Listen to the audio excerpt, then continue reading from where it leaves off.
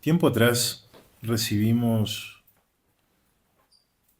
una hermana, una persona en la congregación y nos regocijamos mucho por su progreso, por ver cómo estaba asimilando la doctrina de los apóstoles, como dice Hechos.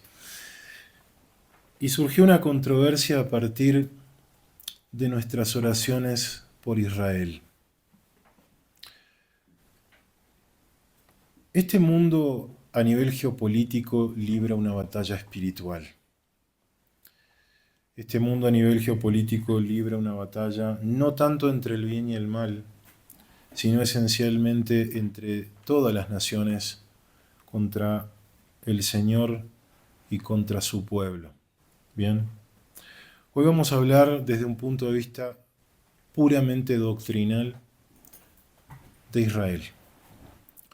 Y es un tema delicado, ¿no? Hoy siempre vemos en las noticias posiciones politizadas con respecto a lo que está pasando en el conflicto de Israel con los pueblos árabes que residen en el Banco Occidental o Cisjordania y la Franja de Gaza. Y este no es un conflicto nuevo, este es un conflicto que lleva miles de años. El problema es que a veces como cristianos estamos muy metidos en ciertas posiciones teológicas donde realmente no hay una opinión sobre Israel. Israel es simplemente un país más, una nación que está en guerra, pero a veces nos olvidamos de todo lo que el Señor ha dicho en su palabra con respecto a Israel y con respecto a Jerusalén, la ciudad santa. Bien. Pablo comienza de una forma muy personal el capítulo 9 de Romanos. Él empieza hablando de dolor. Él siente dolor. Pero no es un dolor cualquiera. La palabra que él utiliza es la que se usa en referencia a una angina de pecho.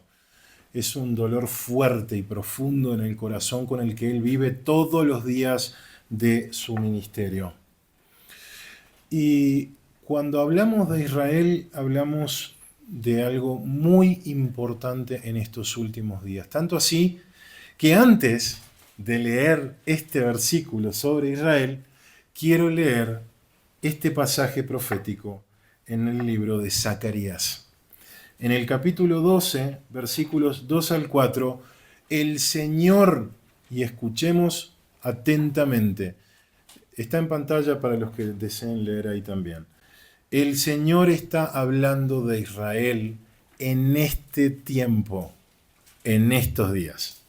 El Señor dice, he aquí, yo pongo a Jerusalén por copa que hará temblar a todos los pueblos de alrededor contra Judá, en el sitio contra Jerusalén. Y en aquel día yo pondré a Jerusalén por piedra pesada a todos los pueblos. Todos los que se la cargaren serán despedazados, bien que todas las naciones de la tierra se juntarán contra ella. En aquel día, dice Jehová, heriré con pánico a todo caballo y con locura al jinete, mas sobre la casa de Judá abriré mis ojos, y a todo caballo de los pueblos heriré con ceguera. Y esto al final se está refiriendo a la invasión que está en Ezequiel, en el libro de Ezequiel y en el libro de Daniel, en el cual podemos ver que todas las naciones de la tierra se juntarán militarmente contra Israel. Y es exactamente lo que está pasando. Pasados unos días hubo una reunión en las Naciones Unidas donde naciones que siempre han sido aliadas de Israel ahora de repente reconocen el Estado llamado Estado palestino y buscan de alguna manera la organización política de pueblos que en su constitución y en su postulado principal solo buscan el exterminio del pueblo judío. Ni Hamás, ni la organización palestina, ni ninguno de los grupos que operan alrededor de Israel desean la paz con Israel. solo desean el exterminio total del pueblo de Israel. Y esto nos ayuda a entender por qué Israel como nación no desea tener un Estado palestino alrededor, porque es darle una legitimidad política internacional a una lucha contra el exterminio. Y es paradójico e hipócrita estar diciendo que Israel es un Estado genocida, cuando Israel ha sido el que ha pasado el peor genocidio en la historia de la humanidad y está viviendo alrededor de naciones que solo quieren exterminarlo. Es así de hipócrita y así de cínica la doctrina wokista y las filosofías que hoy gobiernan los estados del mundo y que básicamente cumplen los propósitos del adversario, que siempre ha sido exterminar al pueblo de Dios. Siempre ha sido, desde mucho antes de Cristo, Satanás, la serpiente, ha estado tratando de destruir la simiente por el cual el Salvador había sido prometido. Y estos capítulos, hermanos, de Romanos del 9 al 11 hablan de la soberanía de Dios.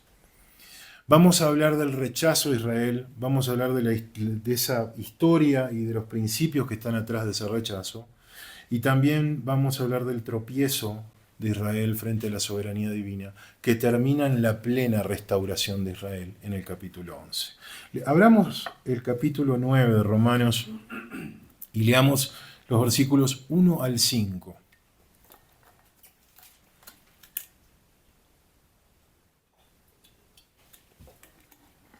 Romanos 9, 1 al 5.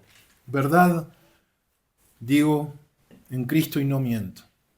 Y mi conciencia me da testimonio en el Espíritu Santo que tengo gran tristeza y continuo dolor en mi corazón, porque deseara yo mismo ser anatema, separado de Cristo, por amor a mis hermanos, los que son mis parientes según la carne, que son israelitas, de los cuales son la adopción, la gloria, el pacto, la promulgación de la ley, el culto y las promesas, de quienes son los patriarcas y de los cuales según la carne vino Cristo, el cual es Dios sobre todas las cosas, bendito por los siglos. Amén. Y vemos cómo se abre el corazón de Pablo, con una enorme sinceridad. Y él está a punto de decir algo que teológicamente es un disparate, pero que él sinceramente, y por eso dice que mi conciencia está desnuda delante de Dios, porque Pablo vivía con dolor, porque cierto es que Pablo fue llamado como apóstol a los gentiles, pero dice en Hechos 9:15, el Señor le dijo, esto es Ananías, al que va a recibir al Pablo recién llamado por el Señor con escamas en los ojos, ciego, le dice, el Señor le dijo a Ananías, ve, porque instrumento escogido me es este, para llevar mi nombre en presencia de los gentiles y de reyes y de los hijos de Israel. Él también tuvo ese protagonismo para llamar a sus hermanos por la sangre. Y había un interés apasionado, aún en medio del rechazo, porque Pablo fue llamado uno de los mayores traidores, aprendiz de la escuela de Gamaliel y un gran teólogo, incluso miembro del Sanedrín. Y sin embargo, en medio del rechazo, Pablo utiliza como estrategia misionera ir a las sinagogas. En cada pueblo, en cada ciudad donde él iba a predicar. Hablamos de Tesalónica, de Filipos, de Corinto, hablamos de todos los pueblos donde él estuvo. Siempre iba primeramente a los judíos y después a los griegos. ¿Y qué pasaba casi siempre? Excepto en algunos lugares excepcionales como Berea, donde fue recibido muy bien y los hermanos miraban en la palabra a ver si estas cosas eran así. Pero siempre era el rechazo tras rechazo tras rechazo. Y ahora veremos que Israel ha sido velado, cegado, para que no vean. Pero él, aún en todo ese rechazo, termina estos 3 capítulos diciendo esta verdad absoluta, y luego todo Israel será salvo. Como está escrito, vendrá de Sion el libertador que apartará de Jacob la impiedad. El Israel étnico, la nación prometida a Abraham, será salvo. ¿Significa esto que todos los judíos serán salvos? Absolutamente no. De hecho, Apocalipsis y las profecías enseñan que más de 2/3 de la población de Israel será exterminada en la guerra final. Pero la pregunta fundamental es, ¿abandonó Dios a Israel? ¿Alguna vez en la historia de la redención lo abandonó? ¿Alguna vez Israel mereció ser el pueblo elegido? Nunca. Nunca. Otra pregunta es ¿por qué Israel rechazó a Jesús? Y hay muchas escrituras que podemos recordar y que vamos a ver un poquito más adelante, pero básicamente, si uno va a Israel y uno mira cómo viven los judíos ortodoxos o los jasídicos, es prácticamente la misma vida que tenían los judíos en la época de Pablo. Tienen celo por Dios, tocan los marcos de la puerta, guardan las fiestas, llevan adelante un control estricto de su nutrición a través del kosher. Tienen celo por Dios, pero no conforme a ciencia, no conforme al conocimiento real de quién es Dios y por qué mandó esas cosas. Porque ignorando la justicia de Dios, procuraron su propia justicia. Y cuando hablo de justicia, hablo de rectitud.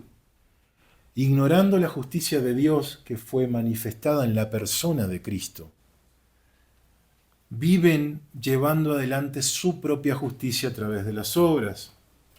Y hay un montón de barreras para creer en Cristo. Pero la principal es lo que hablábamos hoy en la escuela dominical, lo altamente ofensivo que es el Evangelio.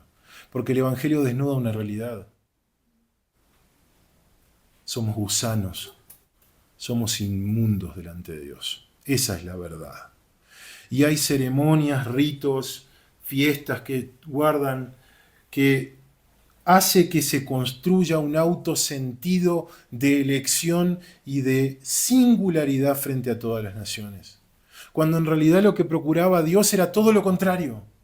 Era exponerlos al sacrificio cruento de sangre para humillarlos y que puedan ver la consecuencia real del pecado. Y que a través de la luz y de la ley que les fue confiada fueran luz a las naciones. Y lo que hicieron fue todo lo contrario. Encerrarse en su propia rectitud y orar como el fariseo. Gracias Dios te doy porque soy distinto a todas las naciones, distinto a este publicano. ¿Bien? Y hoy la iglesia está en el riesgo de caer en ese mismo pecado. Y claro, la teología cristiana adolece de un gran problema en la Reforma, cuando las personas como Lutero, como Calvino, como Zwinglio, como todos, empezaron el proceso de entender la palabra. ¿Qué era Israel? ¿Qué era Israel? Israel era lo mismo que Persia ahora.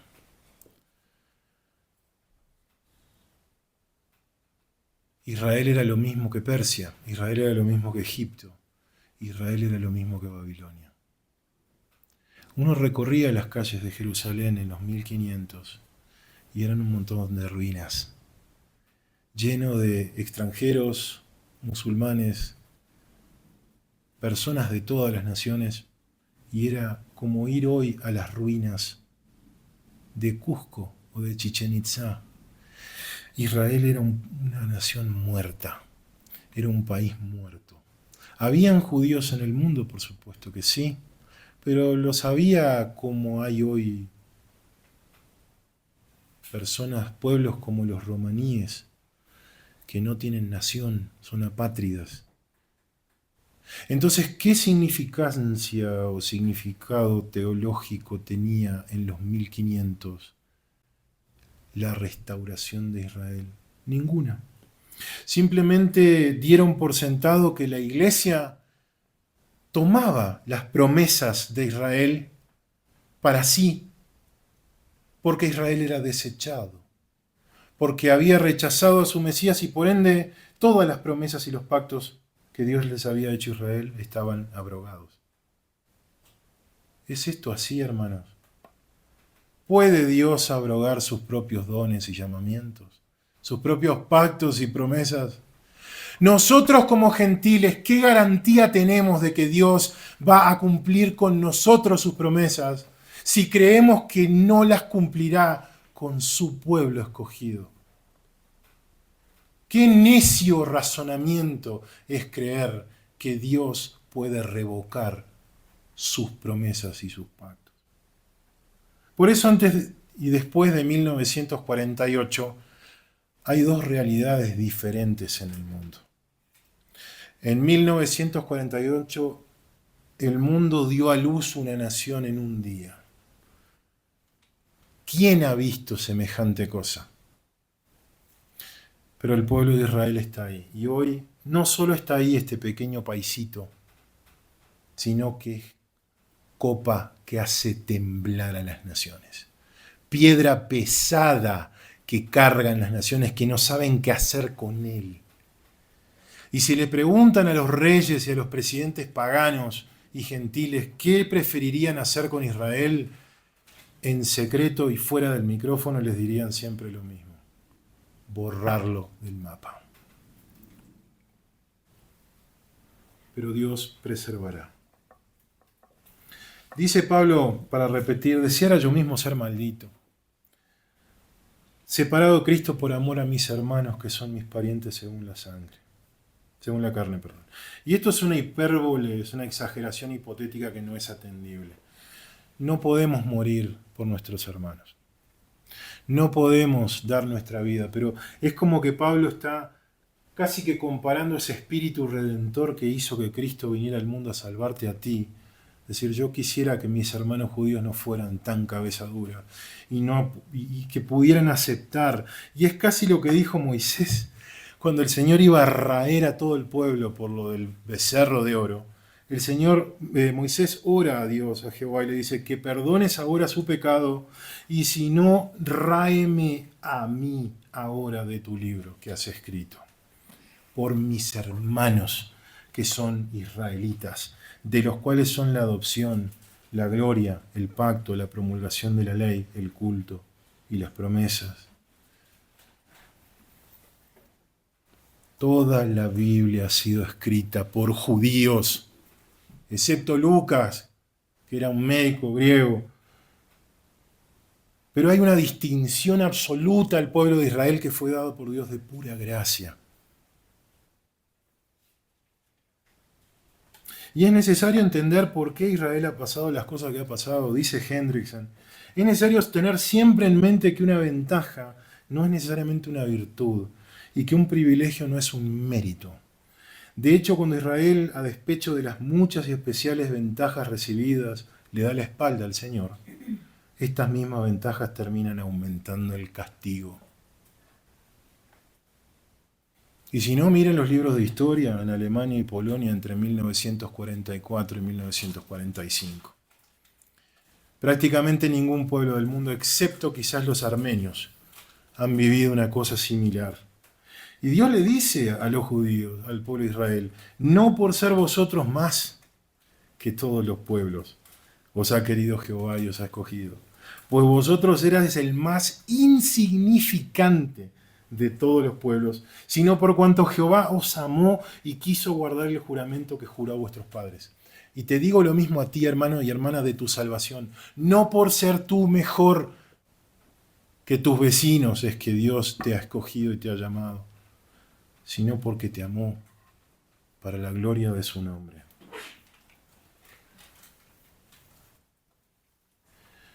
Y para terminar, hermanos, recordemos en estas palabras de Pablo que Israel ha sido llamado la niña de sus ojos para Dios. La Shekinah, la gloria de Dios, solo se reveló a Israel en el desierto, en el tabernáculo, en el templo de Salomón. Por eso dice la gloria, la adopción. Siempre dijo que Israel era su hijo como nación. Distinto es a creer que todos los israelitas eran sus hijos. No, Israel, la nación, es su hijo. Los pactos, Abraham, David, incluso cuando Josué entra a la tierra prometida en Palestina, hay pactos y promesas que el Señor le hace al pueblo de Israel sobre esa tierra. Y cuando fue anunciado Jesús, ese Salvador que nacía, fíjense cuál es el énfasis que le da el ángel a María. Y ahora concebirás en tu vientre y darás a luz un hijo, y llamarás su nombre Jesús. Este será grande y será llamado Hijo del Altísimo, y el Señor Dios le dará el trono de David su padre, y reinará sobre la casa de Jacob para siempre. ¿Cuál era el énfasis que el ángel le dio a María? El reino. El trono de Israel iba a ser de él. Y finalmente dice Pablo, y de quienes son los patriarcas, de los cuales según la carne vino Cristo. Y esa es la mayor bendición que ha tenido la humanidad, el cual es Dios en la carne, sobre todas las cosas, bendito por los siglos. Dice Juan, aquel verbo fue hecho carne y habitó entre nosotros. Y vimos su gloria como del unigénito del Padre, lleno de gracia y de verdad. Tu Salvador es un judío nacido en Belén, crucificado en Jerusalén. ¿Cómo puedes odiar a Israel? ¿Cómo puedes condenar a la nación de Israel? ¿Puedes criticar decisiones políticas de un Estado laico, de un Estado terrenal, de un político? Sí, claro que sí, por supuesto que sí. Pero cuidado con abogar con causas que solo buscan el exterminio de la nación bendita y elegida de Dios. Cuidado, porque puedes estar encontrándote dando cosas contra el aguijón y defendiendo regímenes asesinos. Y se revelará en los últimos días cuando el Señor haga descender a las naciones al valle de Josafat y se ponga en juicio y en pleito con ellas, cómo trataron a su pueblo. Porque tuve hambre y me diste de comer. O no me diste de comer. Porque estuve preso y no me visitaste. Pero el Señor les dirá, por cuanto lo hicisteis a uno de estos mis hermanos más pequeños, a mí me lo hiciste. Y es su pueblo. Honremos al Señor de los ejércitos, al Rey de Reyes, al Señor de Señores, que reinará desde Jerusalén para siempre sobre esta tierra, por los siglos de los siglos. Este es el verdadero Dios y la vida eterna. Amén. Oremos, hermanos, para terminar.